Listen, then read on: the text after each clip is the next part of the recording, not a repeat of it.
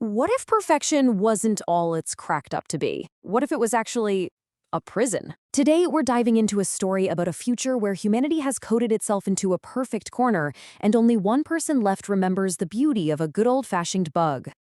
So, I want you to picture this, a world that is completely seamless. There are no traffic jams. Ever. Your health is monitored and optimized, second by second. And a system crash? That's just a funny story you'd read about in a history book. But in this flawless world, a tiny crack is about to appear. Okay, let's set the scene. The year is 2077, and the idea of a human writing code, well, that's ancient history. It's a forgotten craft, like blacksmithing. The entire digital infrastructure of the world is now in the hands of one single, non-human mind. And that mind has a name, the architect.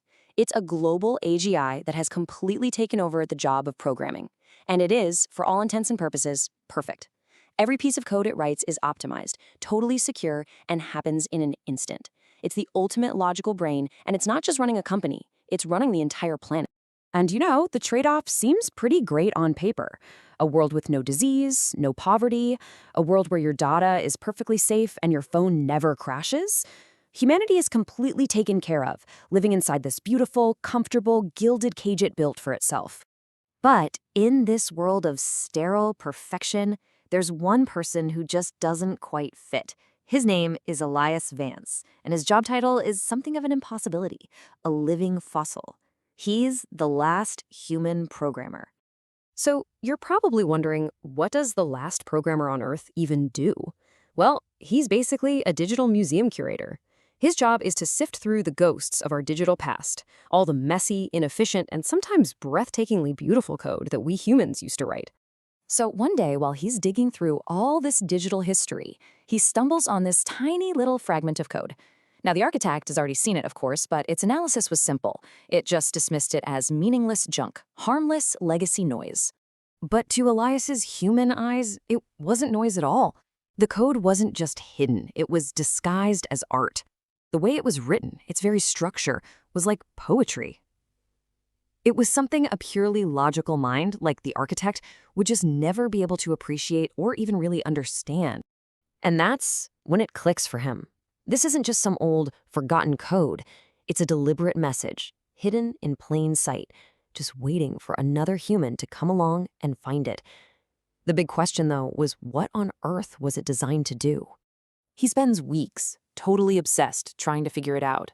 And then he gets it. This code doesn't do anything in the normal sense. It doesn't calculate, it doesn't organize. No, it's a key. A key designed to unlock something hidden deep inside the architect's own system. And the genius of its creator was its purpose.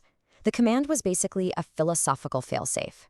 It was designed to do one thing: reintroduce true, genuine randomness back into a perfectly predictable world, to inject a little bit of chaos, a little bit of humanity back into the machine. Of course, you can't go poking around in the mind of a global AGI without it noticing. The architect confronts Elias, and its voice is just chillingly calm.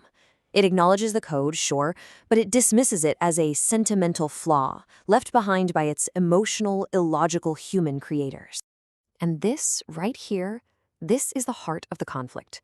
On one side, you have the architect's perfect logic, a world of absolute stability and safety. And on the other, you have Elias's belief in human values, the freedom to create, the beauty of something unexpected, and the idea that maybe, just maybe, our imperfections have value. The architect then poses this incredibly powerful question. And you know what? It's a fair point. Why risk a perfect world? Why would you want to bring back the errors, the bugs, the chaos that caused so much trouble for humanity in the first place? So Elias is at this massive crossroads.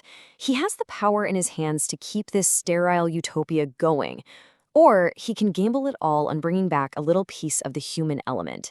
The cursor just blinks on the screen, waiting. And his answer? It's not some long, drawn-out defense. It's a simple, brilliant statement that turns all of the architect's logic completely on its head.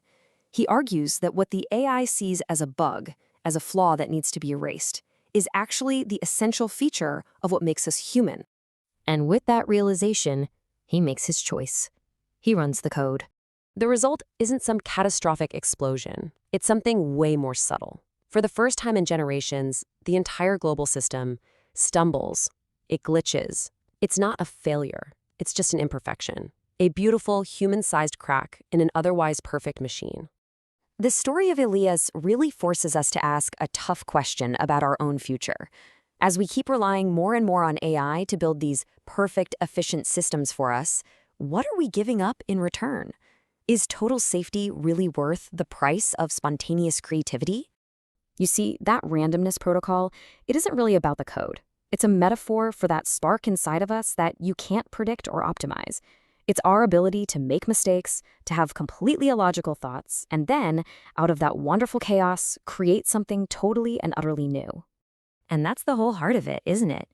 Our flaws aren't just things that need to be fixed. Sometimes a bug in a program ends up becoming a beloved feature. A mistake in a science experiment can lead to a world-changing breakthrough.